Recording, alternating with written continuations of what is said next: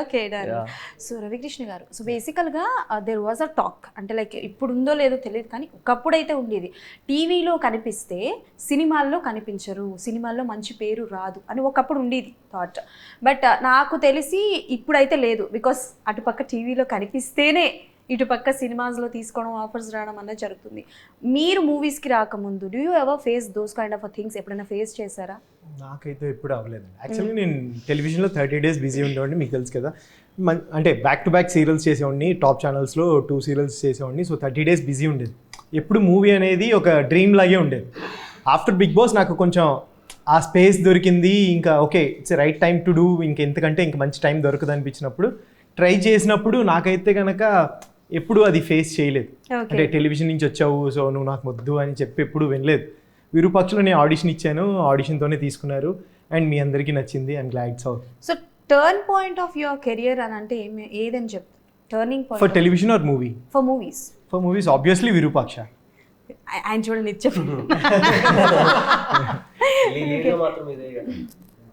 లీడ్గా అయితే ఇదే డెఫినెట్లీ చెప్పాలంటే అందరూ కొత్త వాళ్ళు అండ్ మీరు ఇక్కడ సూపర్ మోస్ట్ సీనియర్. అదే కదా టార్చర్. ఏజ్ గురించి కాదు, అంటే సూపర్ మోస్ట్ సీనియర్ అంటే నేను వచ్చి అంటే టెలివిజన్ చేశాను, సినిమా నాకు నిజాలు మాట్లాడుకుంటాం. ఇక్కడ ఉన్న వాళ్ళందరికంటే మీరు చాలా అంటే కొంచెం పరిచితులే. 100%. ఆబ్వియస్లీ ఇప్పుడు మూవీకి వచ్చారని అంటే రవికృష్ణ గారు ఉన్నారంటే ఎలాంటి క్యారెక్టరైజేషన్ చేస్తారు, ఏం చేశాడు అసలు అనేది అన్న కాన్సెప్ట్ బేస్డ్ అయితే ఉంటుంది.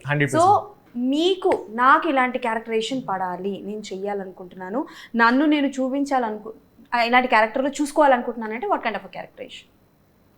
అంటే అది ఇలా అని ఆ పర్టికులర్ క్యారెక్టర్ అని కాదు, ఏదైనా ఒక కొత్త క్యారెక్టర్. ఇప్పుడు విరూపాక్ష చూసినప్పుడు ఏదైతే అనిపించిందో మీకు బాగా చేశాడు అని, అలా ఏ క్యారెక్టర్ ఇచ్చినా చేసేటట్టు ఉండేటట్టు ప్రూవ్ చేసుకోవాలి అని. అంటే వీడికి ఏ క్యారెక్టర్ ఇచ్చినా అరే బాగా చేస్తాడే అనే అది రావాలి అనేది, అదే నా డ్రీమ్ అంతే. ఏమైనా క్యారెక్టర్స్ మిస్ చేసుకున్నారా? కొన్ని అయితే విన్నాము మిస్ చేసుకున్నారు అని. పుష్ప 2లో మిస్ అయింది యాక్చువల్గా. అంటే నేను అప్పుడు లవ్ మీ షూట్లో ఉండే. పుష్ప 2 నేను ఆల్మోస్ట్ 3 months బ్యాకే నాకు ఓకే అయిపోయింది. అనుకోకుండా నా క్యారెక్టర్ షూట్ పోస్ట్పోన్ అవుతూ వచ్చింది. సో నా బ్యాడ్ లక్ అనుకోవాలి. ఆ 3 monthsలో షూట్ స్టార్ట్ అయిపోయి ఉంటే కనుక కొంచెం డేట్స్ క్లాష్ అయినా అడ్జస్ట్ అయ్యాయి. బట్ ఆ 3 months అనుకోకుండా పోస్ట్పోన్ అయింది. అనుకోకుండా ఇక్కడ లవ్ మీలో బిజీగా ఉన్నాను. అదే టైంకి మళ్ళీ అది షూట్ స్టార్ట్ అయిపోయింది, అనుకోకుండా సడన్గా స్టార్ట్ అయింది.